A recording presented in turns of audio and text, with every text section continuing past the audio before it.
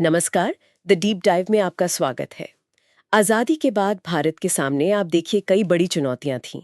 हाँ, बिल्कुल। राष्ट्र निर्माण, लोकतंत्र कायम करना और फिर तीसरी शायद सबसे पेचीदा चुनौती, ऐसा आर्थिक विकास जो सबका भला करे। सही कहा। और ये सफर आसान नहीं था, बिल्कुल नहीं। हाँ, नेताओं ने एक रास्ता तो चुना, लेकिन उसकी कामयाबी मतलब उतनी सीधी नहीं रही जितनी पहले दो चुनौतियों में मिली थी। तो आज हम इसी पर बात करेंगे।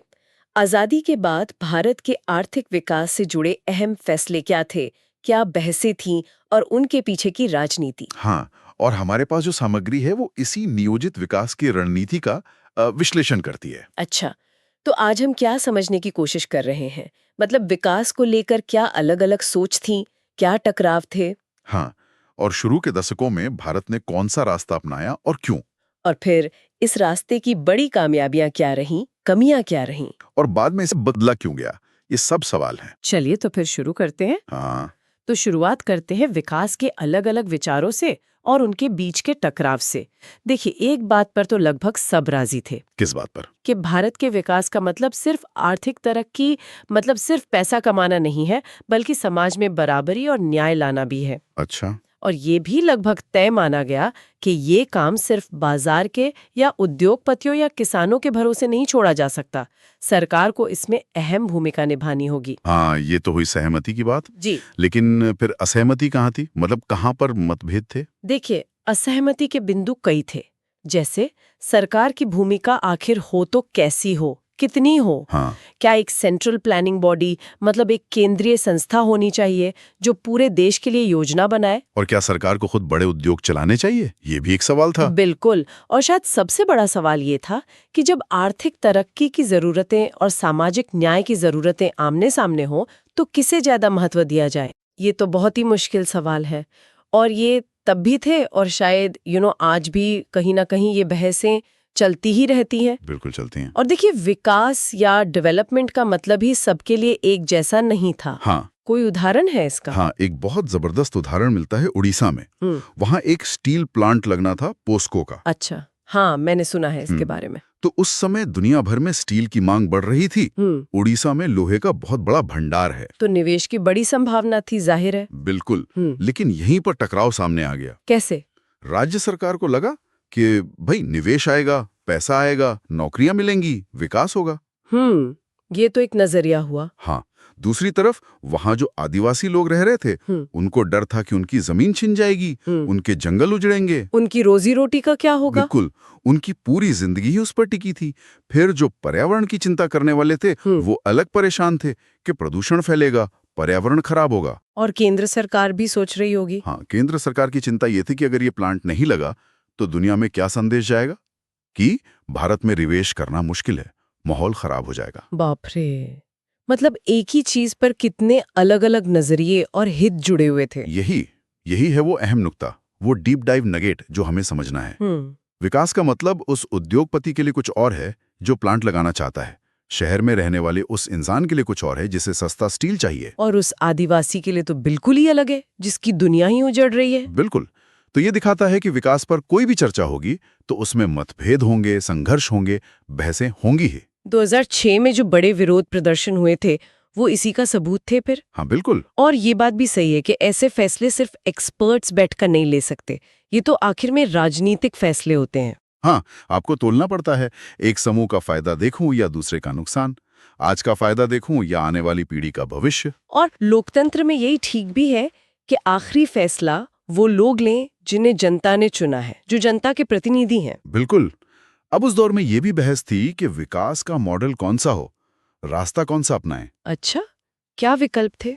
देखिए, शुरुआत में मतलब आजादी के बाद विकास को आधुनिक होने से जोड़ा गया। आधुनिक मतलब? आधुनिक होने का मतलब माना गया पश्चिम के जो औद्योगिक देश हैं, अमीर देश हैं, उनके जैसा बनना। यानी पूंजीवाद, खुला बाजार, मशीनीकरण, वैज्ञानिक सोच, ये सब। हाँ, ज्यादा उत्पादन, भौतिक प्रगति, ये सब। और इसी आधार पर दुनिया के देशों को फिर विकसित, विकासशील या अविकसित कहा जाने लगा। तो भारत के सामने क्या मॉडल थे उस वक्त? मोटे तौर पर देखें तो दो मॉडल दिख रहे थे। एक तो यूरोप और अमेरिका वाला उदारवादी पूंजीवादी मॉडल, और दूसरा? दूसरा था सोवियत संघ वाला समाजवादी मॉडल। और भारत का झुकाव किस तरफ था? दिलचस्प बात यह है कि भारत में झुकाव सोवियत मॉडल की तरफ कहीं ज्यादा था। सच में? सिर्फ कम्युनिस्ट या सोशलिस्ट पार्टियां ही? नहीं, सिर्फ वही नहीं, बल्कि कांग्रेस के अंदर भी जवाहरलाल नेहरू जैसे बड़े नेता सोवियत मॉडल से काफी प्रभावित थे। अमेरिकी स्टाइल का जो पूंजीवाद था, उसके समर्थक बहुत कम थे उस समय। इसकी क्या वजह रही होगी? शायद इसकी एक बड़ी वजह हमारी आजादी की लड़ाई की विरासत में थी। अच्छा, कैसे? जो राष्ट्रवादी नेता थे, वो मानते थे कि आजाद भारत की सरकार का काम सिर्फ अंग्रेजों की तरह व्यापार देखना या मुनाफा कमाना नहीं होगा। हाँ, उनका नजरिया अलग था। उनका मानना था कि गरीबी मिटाना, समाज में जो आय की असमानता है उसे कम करना, संसाधनों का सही बंटवारा करना, ये सब मुख्य रूप से सरकार की जिम्मेदारी है। ये बात तो समझ आती है, लेकिन क्या इस पर सब सहमत थे? मतलब कांग्रेस के अंदर भी? देखिए, यहां भी पूरी सहमति नहीं थी। अंदरूनी बहसें थीं। कुछ लोग थे जो मानते थे कि सबसे पहले औद्योगिकरण जरूरी है, बड़े बड़े कारखाने लगाना प्राथमिकता होनी चाहिए। और दूसरे? दूसरे कहते थे कि नहीं, पहले कृषि पर ध्यान दो, गांव की गरीबी दूर करो, ये ज्यादा जरूरी है। तो ये सारे अलग अलग विचार थे, टकराव थे। हाँ, और इन सारी बहसों और अलग अलग रायों के बीच एक बात पर आम सहमति बन गई। वो क्या थी? वो ये कि विकास का काम सिर्फ निजी हाथों में प्राइवेट सेक्टर के भरोसे नहीं छोड़ा जा सकता। सरकार को एक ढांचा तैयार करना होगा, एक योजना बनानी होगी। अच्छा, तो यहीं से नियोजन यानी प्लानिंग का आइडिया आया। बिल्कुल, इसी सोच से निकला नियोजन का रास्ता। और क्या ये सोच सिर्फ भारत में ही थी? नहीं, ऐसा नहीं है। 1940 और 50 के दशक में आप देखिए, दुनिया भर में प्लानिंग का विचार जोरों पर था। क्यों? कई कारण थे। यूरोप ने महामंदी का भयानक दौर देखा था। दूसरे विश्व युद्ध के बाद जापान और जर्मनी तबाह हो गए थे, उन्हें फिर से खड़ा होना था। और उधर सोवियत संघ ने बहुत मुश्किल हालात के बावजूद मतलब जबरदस्त आर्थिक तरक्की करके दिखाई थी। इन सब चीजों ने प्लानिंग के विचार को दुनिया भर में बढ़ावा दिया। अच्छा, तो ये ग्लोबल ट्रेंड जैसा था। हाँ, कह सकते हैं। और मजे की बात यह है कि भारत में प्लानिंग का आइडिया सिर्फ वामपंथी पार्टियों या नेहरू तक ही सीमित नहीं था। तो फिर 1944 में देश के कुछ बड़े उद्योगपतियों ने मिलकर एक योजना का प्रस्ताव रखा था। उद्योगपतियों ने? हाँ, इसे बॉम्बे प्लान कहते हैं। उसमें उन्होंने खुद कहा था कि सरकार को औद्योगिक और दूसरे आर्थिक निवेशों में बड़ी पहल करनी चाहिए, बड़ा रोल निभाना चाहिए। अरे वाह, ये तो बड़ी दिलचस्प बात है। मतलब प्लानिंग पर एक तरह की राष्ट्रीय सहमति थी, लेफ्ट से लेकर राइट तक। हाँ, एक तरह से कह सकते हैं कि स्वतंत्रता के बाद नियोजन का विचार सबके लिए एक स्वाभाविक पसंद बन गया था। तो इसी माहौल में फिर योजना आयोग यानी प्लानिंग कमीशन बना होगा? बिल्कुल, मार्च 1950 में भारत सरकार के एक सामान्य प्रस्ताव के जरिए से बनाया गया। ये ध्यान रखना जरूरी है कि ये संविधान के तहत बनी संस्था नहीं थी। अच्छा, और इसके अध्यक्ष प्रधानमंत्री होते थे? हाँ, पदेन अध्यक्ष प्रधानमंत्री होते थे। इसका काम क्या था? क्या ये बहुत शक्तिशाली संस्था थी? देखिए, कागजों पर तो इसकी भूमिका सलाहकार की थी। इसकी सिफारिशें तभी लागू होती थी जब केंद्रीय मंत्रिमंडल यानी कैबिनेट उन्हें मंजूरी दे।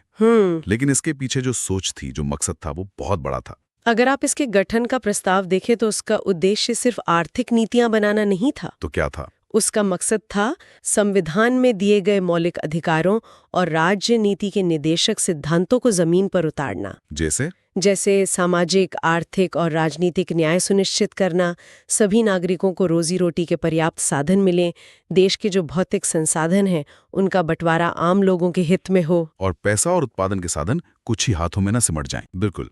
तो ये सिर्फ एक कमीशन नहीं था, ये एक बड़े सामाजिक और आर्थिक बदलाव लाने की महत्वाकांक्षा का प्रतीक था। हालांकि ये भी बताना जरूरी है कि 2015 में योजना आयोग को समाप्त कर दिया गया और उसकी जगह नीति आयोग ने ले ली। हाँ, वो एक अलग विषय है। पर उस समय योजना आयोग ने जो रास्ता अपनाया वो था पंचवर्षीय योजनाओं का, 5 ईयर प्लान्स का। ये आइडिया कहाँ से आया था? ये मॉडल मुख्य रूप से सोवियत संघ से प्रेरित था। इसमें होता क्या था? आइडिया सीधा था। सरकार अगले 5 सालों के लिए अपनी सारी आमदनी और सारे खर्च की योजना बनाती थी। पूरे 5 साल की एक साथ? हाँ, केंद्र और राज्य सरकारों का जो बजट होता था उसे 2 हिस्सों में बांटा गया। एक नॉन प्लान खर्च, मतलब जो रोजमर्रा के नियमित सालाना खर्चे होते हैं, और दूसरा प्लान खर्च। ये वो खर्च था जो योजना की प्राथमिकताओं के हिसाब से अगले 5 साल में किया जाना था। इसका फायदा क्या था? पहली पंचवर्षीय योजना कब आई? 1951 में? हाँ, 1951 से 1956 तक। और जब ये आई तो देश में एक नया जोश था, एक उम्मीद थी। इसका मुख्य लक्ष्य क्या था? मुख्य लक्ष्य था देश की अर्थव्यवस्था को गरीबी के दुष्चक्र से बाहर निकालना। इसे बनाया किसने था? कोई खास लोग थे? हाँ, इसमें एक युवा अर्थशास्त्री थे, के.एन. राज। उनका बड़ा योगदान था और उनका तर्क बड़ा दिलचस्प था। क्या तर्क था? उन्होंने कहा कि भारत को शुरू के दशकों में, मतलब पहले लगभग 20 साल, धीरे धीरे रफ्तार पकड़नी चाहिए। धीरे धीरे क्यों?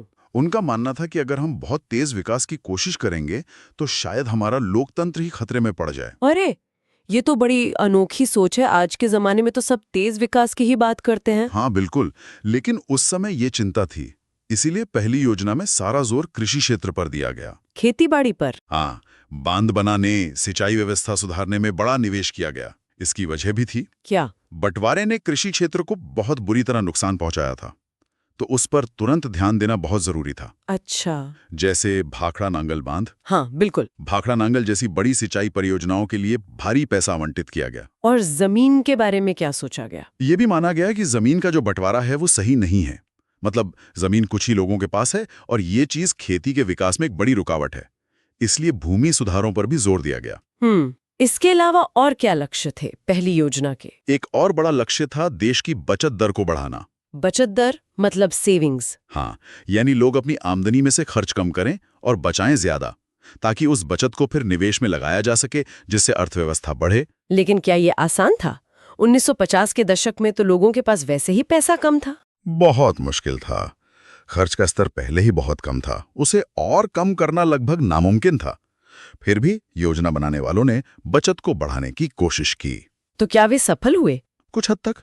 तीसरी योजना के अंत तक बचत थोड़ी बढ़ी, लेकिन उतनी नहीं बढ़ी जितनी उम्मीद की गई थी। बल्कि बाद में 60 के दशक से 70 के दशक की शुरुआत तक बचत का अनुपात वास्तव में कम होता गया।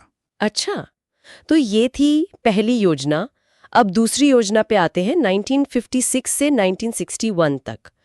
क्या वो भी ऐसी ही थी? नहीं, बिल्कुल नहीं। यहाँ एक बड़ा बदलाव आया। कह सकते हैं कि गियर बदला गया। कैसा बदलाव? अगर पहली योजना संयम और धीरे चलने की बात कर रही थी, तो दूसरी योजना का लक्ष्य था तेज बदलाव, अर्थव्यवस्था के ढांचे में परिवर्तन लाना, जिसे कि बोलें स्ट्रक्चरल ट्रांसफॉर्मेशन। अच्छा, इसे किसने तैयार किया था? इसे तैयार करने वाली टीम के मुखिया थे पीसी महालनोबिस, एक जाने माने सांख्यिकीविद और वैज्ञानिक। महालनोबिस, हाँ नाम सुना है। तो इस बार जोर किस पर था? इस बार जोर था भारी उद्योगों पर, स्टील, मशीनरी, बिजली, इस तरह के उद्योग। खेती से हटकर उद्योगों पर। ये बदलाव क्यों? इसके पीछे एक राजनीतिक कारण भी था।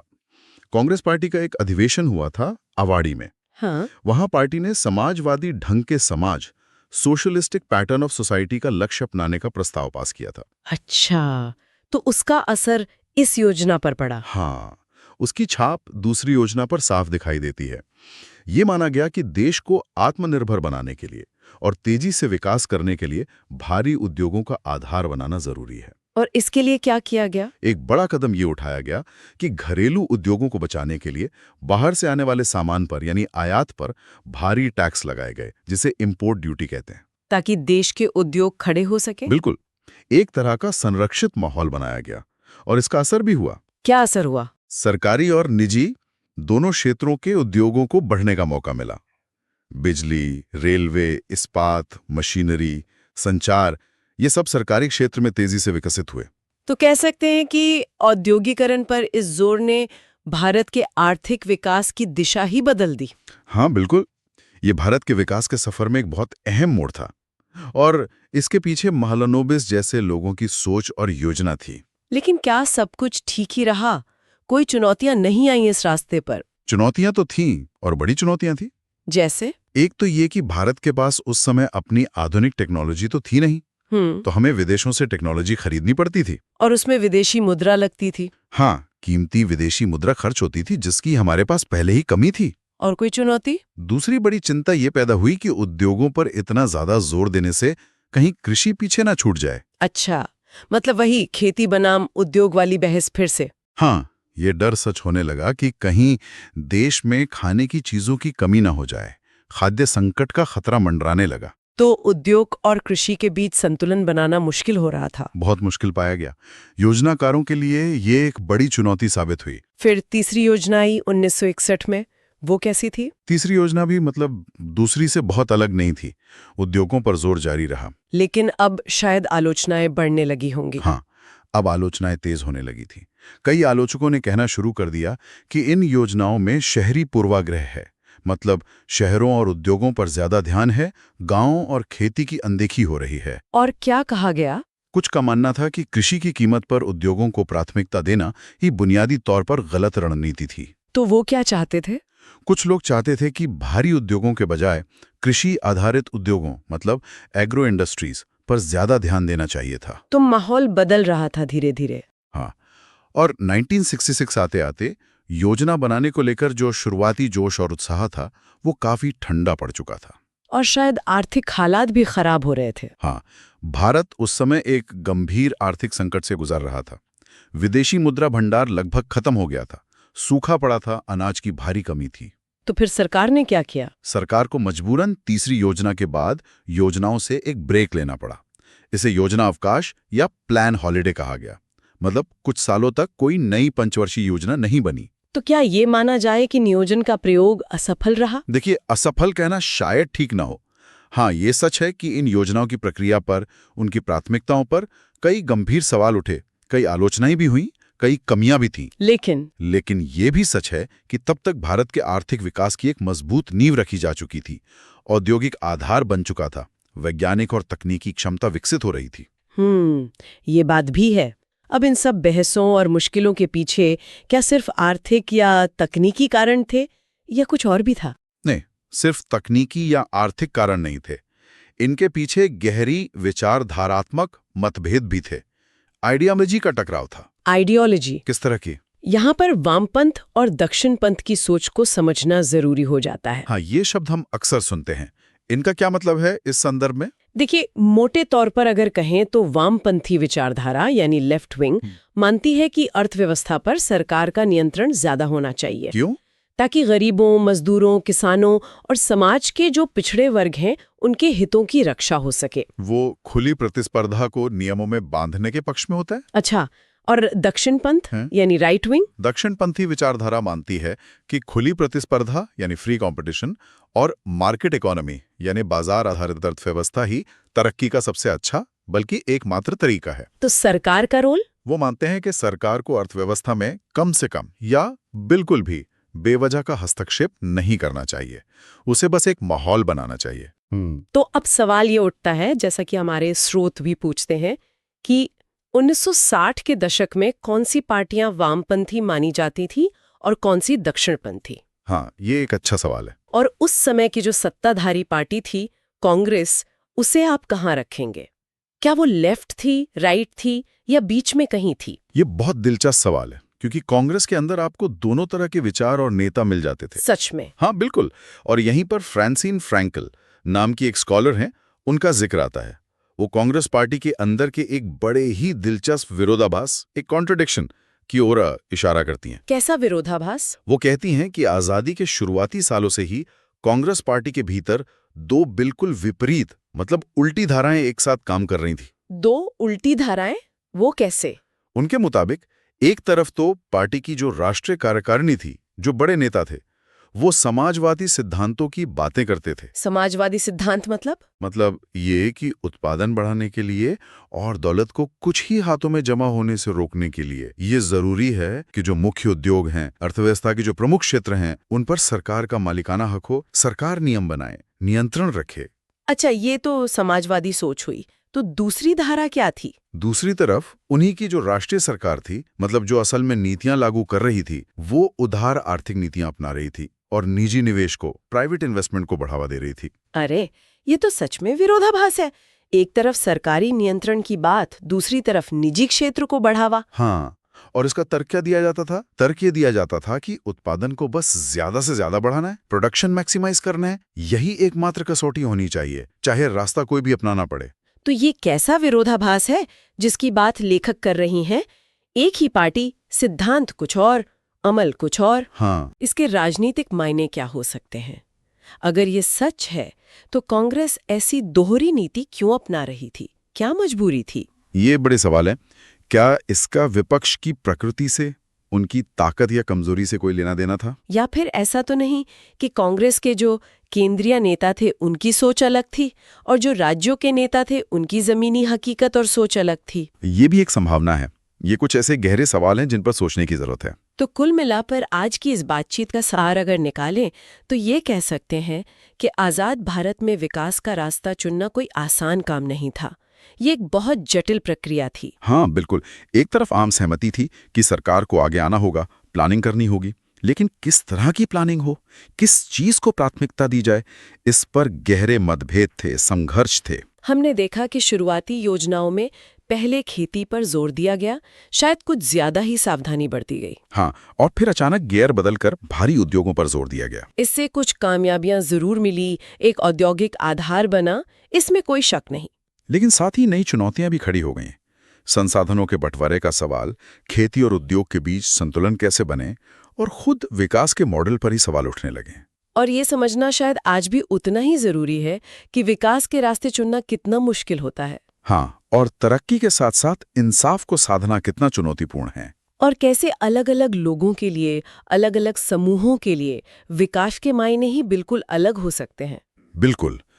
भारत के आर्थिक सफर के शुरुआती दौर को समझना, उसकी जटिलताओं को समझना, आज भी हमें बहुत कुछ सिखाता है। और जाते जाते श्रोताओं के लिए एक सवाल सोचने के लिए छोड़ जाते हैं। हाँ, सरकारी योजना की जरूरत पर तो आम सहमति थी, जैसा हमने देखा, लेकिन जैसा फ्रांसिन फ्रैंकल ने इशारा किया, सत्ताधारी कांग्रेस पार्टी के भीतर ही जो घोषित समाजवादी लक्ष्य थे और जो असल में अपनाई जा रही निजी निवेश समर्थक नीतियां थीं, उनके बीच जो एक तनाव या कह लीजिए विरोधाभास मौजूद था, उसने सिर्फ उस दौर को ही नहीं बल्कि लंबे समय तक भारत के आर्थिक विकास की दिशा को किस तरह प्रभावित किया होगा, ये सोचने वाली बात है।